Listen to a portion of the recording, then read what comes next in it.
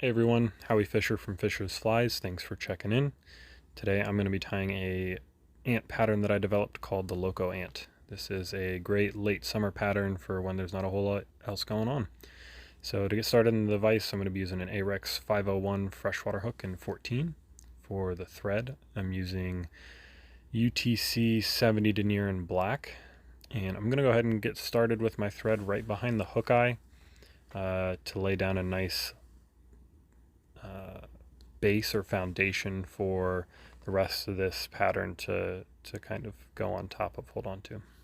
So I'm going to wrap my thread right back to the bend, and for the foam body I'm going to be using Loco foam in peacock green, and I'm going to tie this in just on the tip, and I'm going to tie it in with the shiny side facing up. And the reason for that being is that when you fold that over, the shiny side will actually be facing down towards the fish.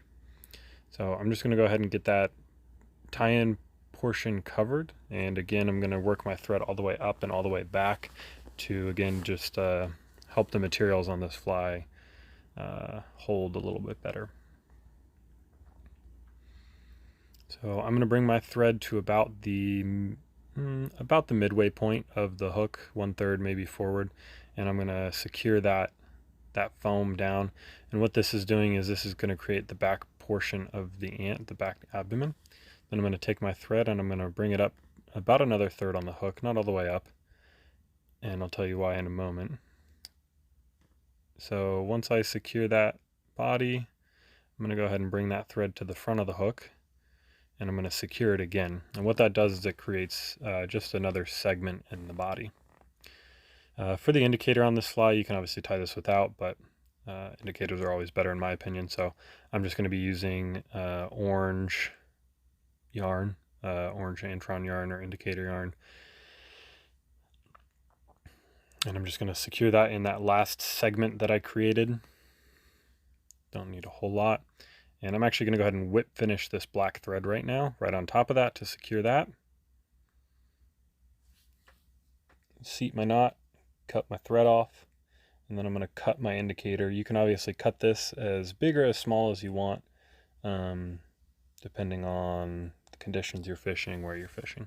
For the second part of the body, I'm going to be using 140 denier in red, and I'm going to get started on this middle section with that thread.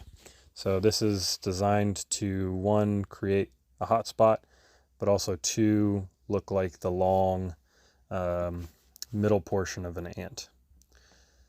For legs, I'm just using Sexy Floss or Super Floss or Flexi Floss. There's a bunch of different names for it.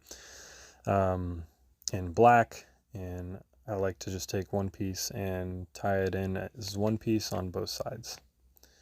For hackle, I'm using Whiting Farms Grizzly Hackle. So I'm going to tie this in on the near side of the hook.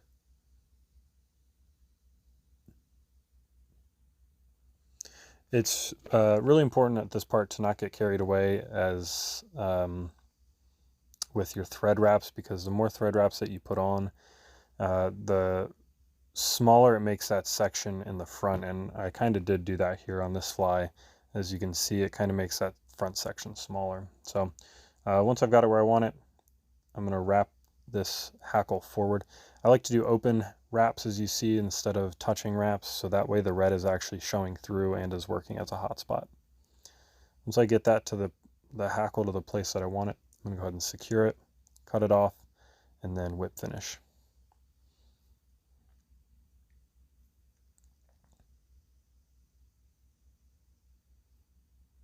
Once I've done that, I'm going to go ahead and cut my legs up front, and I'm going to go ahead and cut them to length. I personally like to make these legs pretty short. Ants obviously don't have super large legs, even in larger sizes. So not sure it makes a huge difference, but that's the Loco ant. Go ahead and tie them up and fish them and let me know how you like them.